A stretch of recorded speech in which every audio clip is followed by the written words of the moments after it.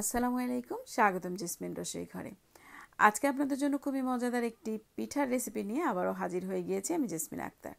প্রথমে আমি পিঠা তৈরি করার জন্য পুর তৈরি করে নিব। আমি এখানে নারকেল কোড়া দিয়ে দিচ্ছি খেজুরের গুড়।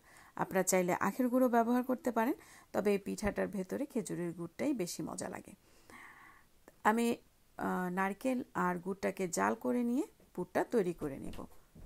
নারকেলের এই পুরটা আমি এর আগেও তৈরি করা দেখিয়েছি অন্যান্য পিঠাতে, আশা করি আপনারা বুঝতে পেরেছেন। এবার আমি ডো তৈরি করে নিব। ডো তৈরি করার জন্য আমি এখানে দিয়ে দিয়েছি 1 কাপ পানি, সাথে দিয়ে দিয়েছি হাফ টিস্পুন লবণ। পানিটা ফুটে ওঠার পরে আমি এর ভেতরে দিয়ে দিব চালের গুঁড়ি। চালের গুঁড়ি আমি এখানে ব্যবহার করেছি 1 কাপ। আমি শুকনা চালের গুঁড়ি নিয়েছি।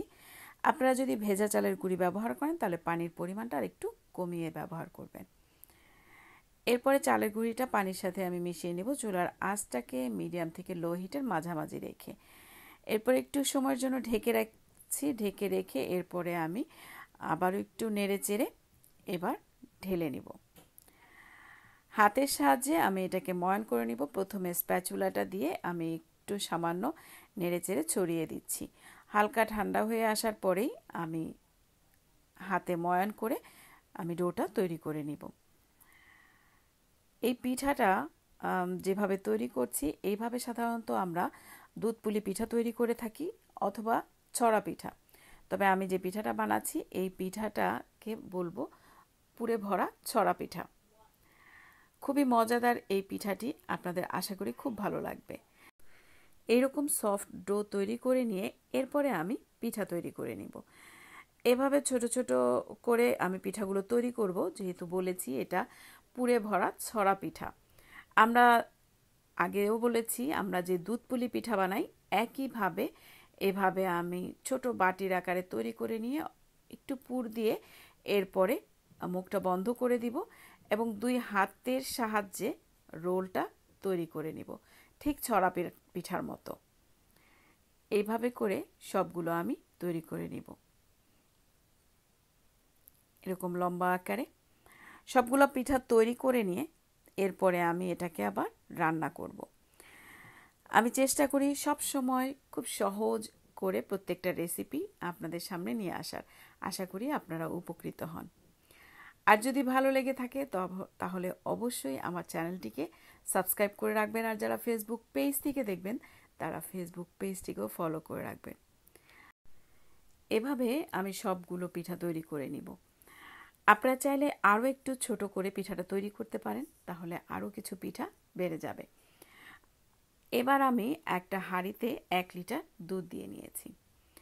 দুধটা সামান্য গরম হয়ে আসার পরে আমি এর ভেতরে দিয়ে দিচ্ছি 1/4 কাপ কনডেন্স মিল্ক। কনডেন্স মিল্কটা দিয়ে আমি দুধের সাথে খুব ভালো করে জাল করে নিব। দুধটা বলক উঠে আসার পরে কিছু সময় জাল করে নিব। এরপরে যখন একটু ঘন হয়ে আসবে তখন আমি একে একে সব পিঠাগুলো এভাবে দুধের ভেতরে ছেড়ে দিব। দুধের ভেতরে পিঠাগুলো দিয়ে আমি একটু ভালো মতো আবার জাল করে নিব পিঠাগুলোকে।